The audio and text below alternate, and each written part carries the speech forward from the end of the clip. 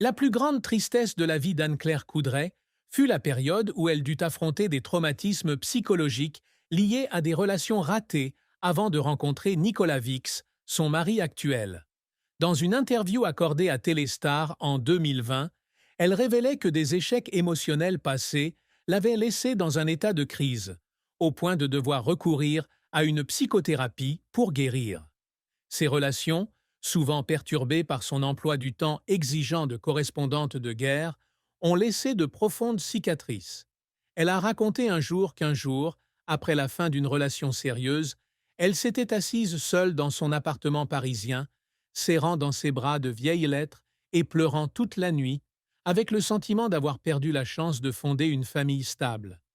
La douleur ne venait pas seulement de la rupture, mais aussi de la culpabilité d'avoir donné la priorité à sa carrière plutôt qu'à sa vie personnelle, un choix qui, pensait-elle, la laisserait seule pour toujours.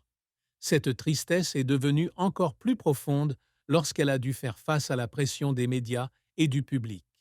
En tant que journaliste de renom, Anne-Claire a fait l'objet d'un examen constant des tabloïds sur sa vie personnelle, des rumeurs de relations aux commentaires sarcastiques sur son célibat à près de 40 ans.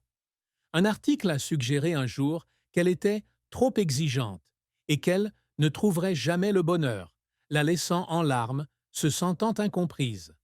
Elle a un jour confié à Gala, lors d'une interview, qu'il y avait des nuits où elle lisait des commentaires négatifs sur les réseaux sociaux et se demandait pourquoi elle devait endurer le jugement simplement parce qu'elle était fidèle à sa passion. Cependant, ce sont ces épreuves qui l'ont aidée à grandir, et elle a transformé la tristesse en motivation pour trouver l'équilibre et le vrai bonheur, notamment lorsqu'elle a rencontré Nicolas Vix en 2014. La carrière d'Anne-Claire Coudray a été un long voyage avec des sommets brillants et des défis mémorables où elle a versé beaucoup de sueur, de larmes et de dévouement. Née dans une famille bourgeoise de Rennes, d'un père psychologue, Jean Coudray, et d'une mère professeure de français et d'anglais, Anne-Claire grandit à Locmariaquer, dans le Morbihan, ville natale de ses grands-parents maternels.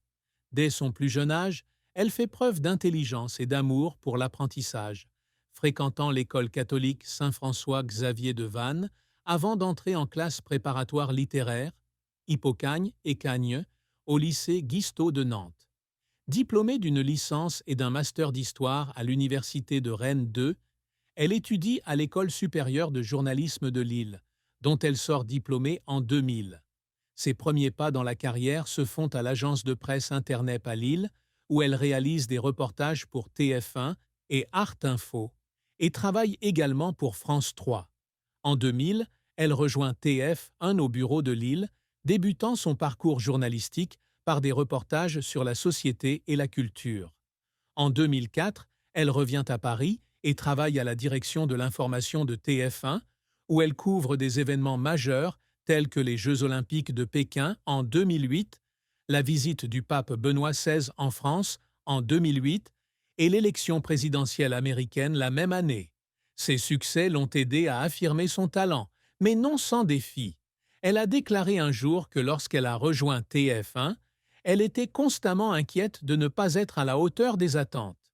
Un jour, après qu'un reportage ait été interrompu par le rédacteur en chef, elle a quitté la salle de montage et a pleuré dans le couloir, se sentant comme si elle n'était pas assez bonne. Mais au lieu de faiblir, elle a travaillé plus dur, apprenant de collègues comme Claire Chazal et Jean-Pierre Pernaut. En 2009, elle commence à présenter TMC Reportage sur TMC, chaîne du groupe TF1, et devient présentatrice remplaçante des journaux télévisés de LCI. En 2012, elle remplace Claire Chazal comme présentatrice du journal télévisé du week-end sur TF1 pendant l'été, une étape importante qui la rapproche du public. En 2015, elle devient officiellement la présentatrice du journal télévisé du week-end de 20 heures, en remplacement de Claire Chazal, un rôle qui fait d'elle un visage familier pour des millions de Français. Elle a également animé des émissions spéciales comme Le Grand Entretien avec le président Emmanuel Macron en 2017 avec Gilles Boulot et David Pujadas, des reportages sur les Restos du Cœur en 2014, ou encore le défilé du 14 juillet avec Gilles Boulot, Louis Baudin et Denis Brognard. Son plus grand succès fut le prix du journaliste de télévision exceptionnel décerné par l'Association des journalistes français en 2016 et le titre de marraine de la Patrouille de France en 2023, devenant ainsi la deuxième femme à recevoir cet honneur après des noms comme Alain Delon et Michel Drucker. Et cependant, sa carrière n'a pas été sans revers. En 2010, alors qu'elle travaille comme correspondante de guerre pour TF1, elle est critiquée pour un reportage sur le conflit au Moyen-Orient, certains téléspectateurs lui reprochant de manquer de neutralité. Elle a un jour raconté qu'après avoir lu des commentaires négatifs, elle s'était assise dans un hôtel à Beyrouth et avait pleuré, sentant qu'elle n'avait pas réussi à transmettre la vérité. Un autre échec a été lorsqu'elle a animé le 20h Le Mag de 2018 à 2020, un magazine d'information qui n'a pas attiré autant de téléspectateurs que prévu. Après l'annulation de l'émission, elle a pleuré dans son bureau, se demandant si elle était vraiment faite pour le rôle d'animatrice. Mais elle a vite retrouvé son calme, se concentrant sur le journal de 20 heures et d'autres projets, comme Reportages découvertes et les reportages sociaux. Les difficultés qui la font pleurer impliquent souvent la pression d'être parfaite dans un secteur compétitif. Alors qu'elle se préparait à remplacer Claire Chazal en 2015, elle a travaillé sans relâche, étudiant les encres de journalistes chevronnés et s'entraînant pendant des heures devant le miroir. Il y avait des nuits où le reste du monde dormait. Elle était assise seule dans son salon, regardant de vieux reportages et pleurant parce qu'elle avait l'impression de ne pas être assez bien. Elle a raconté un jour dans une interview au Parisien qu'un jour, après qu'un reportage ait été interrompu par une erreur technique, elle avait quitté le studio et pleuré dans sa voiture, craignant que le public ne perde confiance en elle.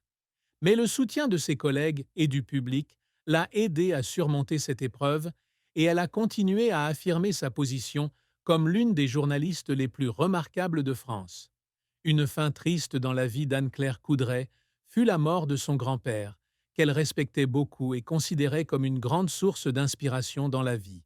Son grand-père maternel, ancien boucher devenu plus tard propriétaire d'une petite épicerie à Locmaria-Caire, est décédé en 2013 après une bataille contre le cancer. Anne-Claire a partagé dans une interview avec Gala en 2023 que c'est lui qui lui a appris la persévérance et la gentillesse, et le perdre a été un énorme choc.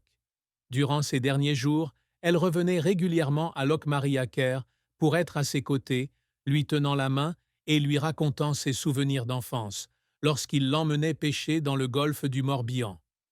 Lorsqu'il est décédé, elle préparait un important journal télévisé sur TF1 et elle a dû réprimer son chagrin pour passer à l'antenne.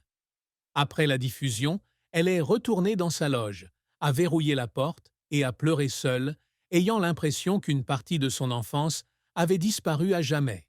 Cette triste fin n'est pas seulement une perte personnelle, mais aussi un rappel de la fragilité de la vie. Elle a raconté un jour qu'après ses funérailles, elle était retournée à la maison de Locmaria-Caire, s'était assise sur le quai où il se tenait et avait pleuré, se souvenant des histoires qu'il racontait sur la guerre et la famille. La douleur l'a amenée à repenser la façon dont elle conciliait travail et famille, et elle a décidé de passer plus de temps avec sa mère et ses deux sœurs. Bien qu'elle n'ait jamais parlé publiquement de ce deuil à la télévision, elle lui a rendu hommage indirectement à travers des reportages sur la communauté en Bretagne, où elle a mis l'accent sur les valeurs de la famille et de la tradition. Amour et mariage d'Anne-Claire Coudray est un chapitre émotionnel, avec des moments doux mêlés de défis.